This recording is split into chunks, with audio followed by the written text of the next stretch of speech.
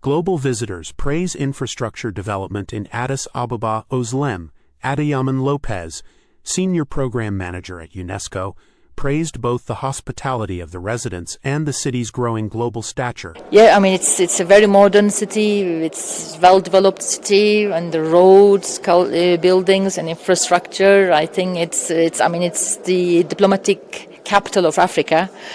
And we can see that it's extremely well developed, it's a very big prosperity going on, and I'm really happy to be here and to see that.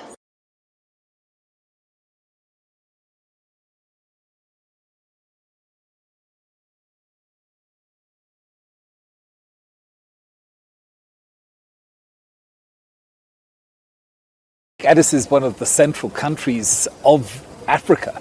It's obviously where the Africa Union headquarters are. It's where a lot of the United Nations efforts and investments are taking place. So for the religious Inez communities Adams, to also another member of be, the G20 let's say, interfaith surrounding leadership, this particular expressed her admiration for the context warmth and hospitality is obviously of the people. very influential, at least has the potential to be extremely influential.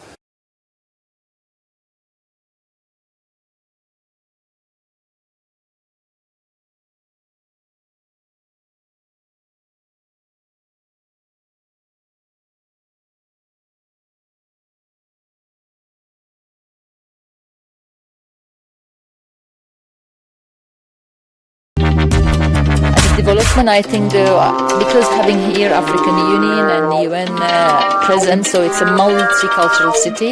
You have international community very prosperly living here, so that could be example for other African cities as well, I guess. And we have this big hub airport, so Bole Airport is the hub for Africa. It's welcoming everybody. It's a great place.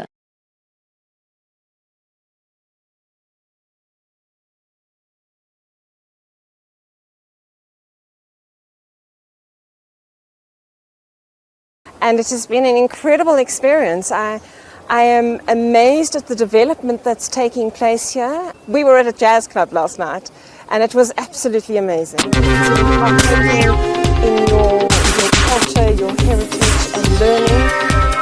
It was just an incredible blessing to me. I just thank you for welcoming me.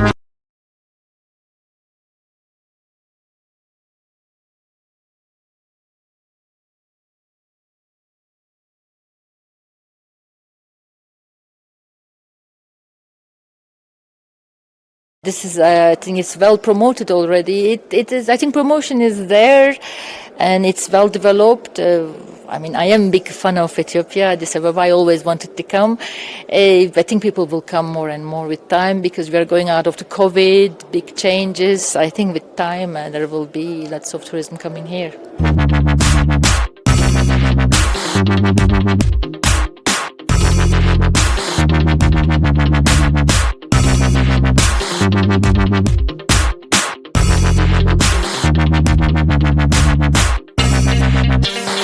For Sustainable Development, co-hosted by the Ministry of Tourism and UNESCO, explored way to boost tourism potentials. Speaking to ENA, Özlem Adıyaman Lopez, I promote UNESCO Senior and Program I help Manager, UNESCO member emphasized the states for the transformative development of a concept called UNESCO Global Geopark. So this is one of UNESCO designation. So UNESCO designate the important sites. These could be historical sites, this could be natural sites. And UNESCO recognize the work done by the country in the sites for the promotion, for the education, and for the protection of these important sites. And we have several World Heritage, Biosphere Reserves, and geoparks. So geopark is the most recent designation of UNESCO. UNESCO recognize that the site is promoted, and there is an educational activities in the sites, and this is also the conservation activities. So I'm here to explain Ethiopian community and Eastern African community, how this could benefit Ethiopia and how this could benefit local citizens there.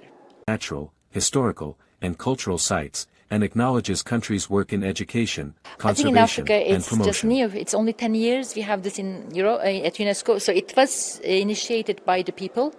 It was initiated by academics and local people, and that's why we call it bottom up. And that's why in Europe it developed by people. And then Asia took that model, governments really helped. So it is really governmental high level in Asia. And last 10 years we were promoting globally European model and Asian model.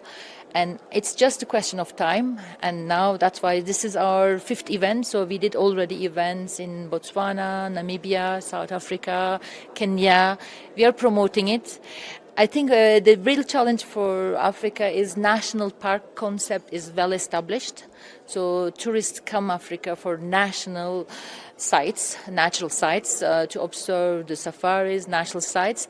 And it is not clear how the communities actually can contribute to that.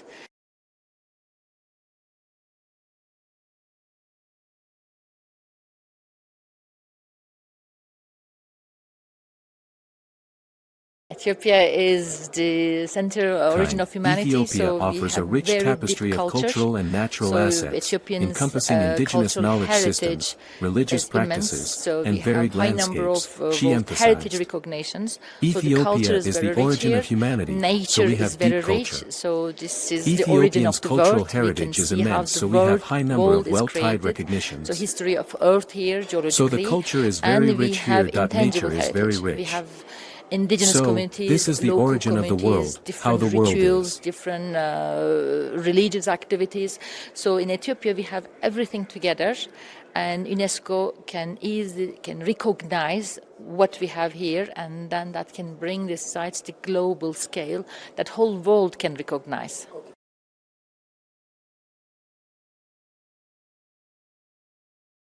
Registration, with Morocco and Tanzania being notable exceptions. She also emphasized Ethiopia's distinct advantage due to its In wealth Ethiopia, you have 10, 20 sites that could be Geopark tomorrow. So Fomar, for example, Fomar is a site.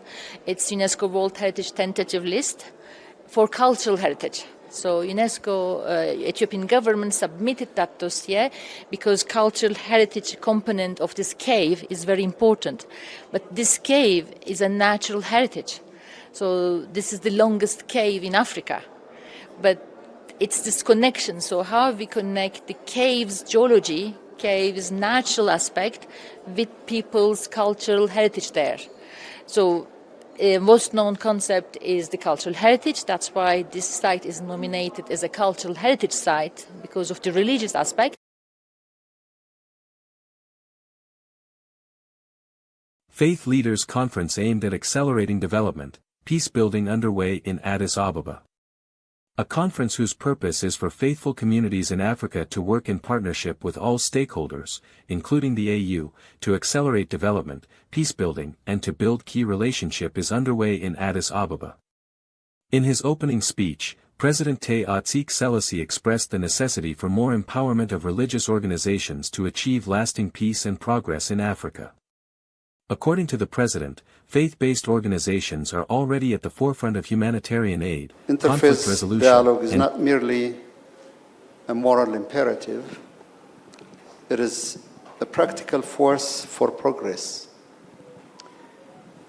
When religious leaders unite in advocating for the common good of mankind, they certainly amplify our collective voice and mobilize grassroots actions.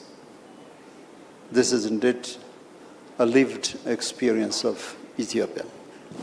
Faith-based organizations are already at the forefront of humanitarian aid, conflict resolution, and in some instances, in democratic dispensations, which in turn contributes to the key pillars of the sustainable development as stipulated under the United Nations Sustainable Development Goals and the AU Agenda 2063.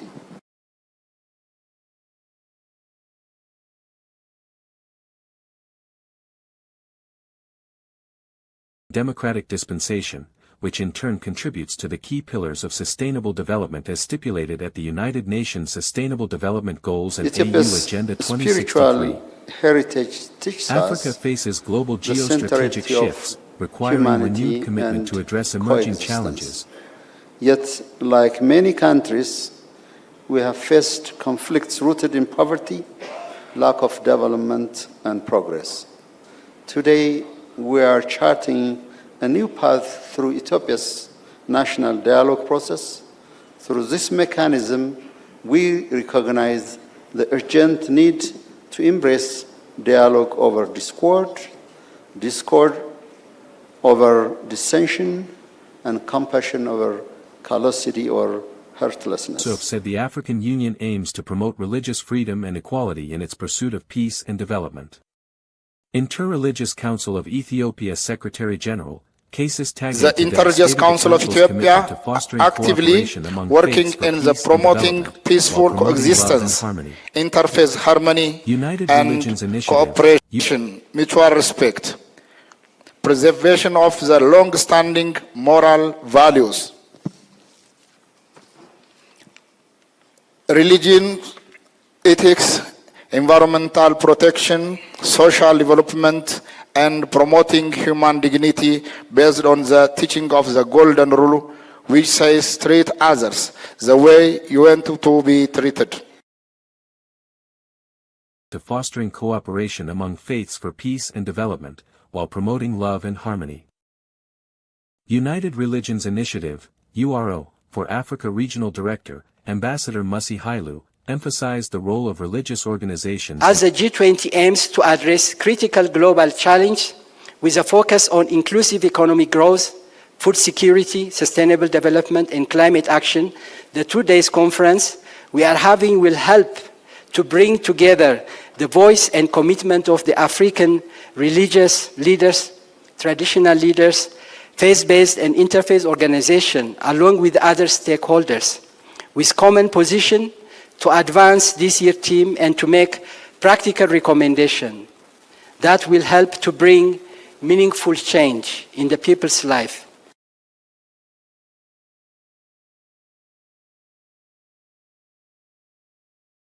Made in Ethiopia movement enables over 830 industries to resume operation.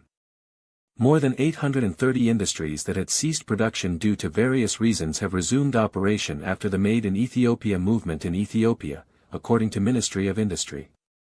Industry State Minister Terken Bulota said that a range of measures are being taken to enhance the sector's contribution to the national economy. The current contribution of the sector to the gross domestic product, GDP, stands at less than 6.8%, but concerted efforts are being exerted to boost this to 17.2%, he said.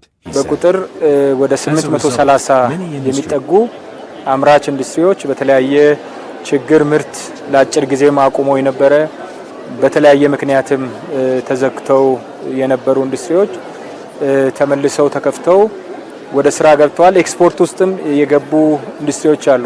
ድሬዳዋ አካባቢ የነበሩ ኢንዱስትሪዎች ከግብአት አቅርቦት፣ ከፋይናንስ አቅርቦት፣ በተለይ ከኃይል መቆራረጥ በቂ ኃይል ካለማግኘት የተነሳ ከመብራት ኃይል ጋር ከሚመለከተው አካላት ጋር ተቀናይተን በመስራት ኢንዱስትሪዎች ምርታማ እንዲሆኑ ያሉትም ምርታቸው እንዲጨምር ተጨማሪ የሰው ኃይል እንዲቀጥሩ ከማድረግ አኳያ የተሻለ ስራ እየተሰራ ነው። Textile and garment industries receive sufficient cotton supply, he added. The revitalization of industries is also making a notable contribution in terms of foreign exchange savings through import substitution and generating export revenue, it was learned. The industries are collectively creating 235,000 jobs annually. The state minister revealed that the production capacity of industries has jumped from 46% to 61.2%. The ministry is actively monitoring and supporting industries to ensure that their products are competitive in the global market. Enables over 830 industries to resume operation. More than 830 industries that had ceased production due to various reasons have resumed operation after the Made in Ethiopia movement in Ethiopia, according to Ministry of Industry. Industry State Minister Terken Bulota said that a range of measures are being taken to enhance the sector's contribution to the national economy. The current contribution of the sector to the gross domestic product, GDP, stands at less than 6.8%, but concerted efforts are being exerted to boost this to 17.2%, he said. As a result, many industries that had been non-operational for various reasons have resumed operations, significantly contributing to job creation and foreign exchange earnings. The state minister explained that industries in Dire Dawa city administration which had stopped production due to challenges related to finance, inputs, and electricity supply have begun operation following the support provided by the ministry and stakeholders. The initiative launched to encourage food processing industries that utilize agricultural products as inputs to produce value-added goods is also yielding encouraging results. According to Terken, extensive works have been carried out on input supply in order to improve the productivity of industries. Coordinated efforts have in particular been made to ensure textile and garment industries receive sufficient cotton supply, he added. The revitalization of industries is also making a notable contribution in terms of foreign exchange savings through import substitution and generating export revenue, it was learned. The industries are collectively creating 235,000 jobs annually. The state minister revealed that the production capacity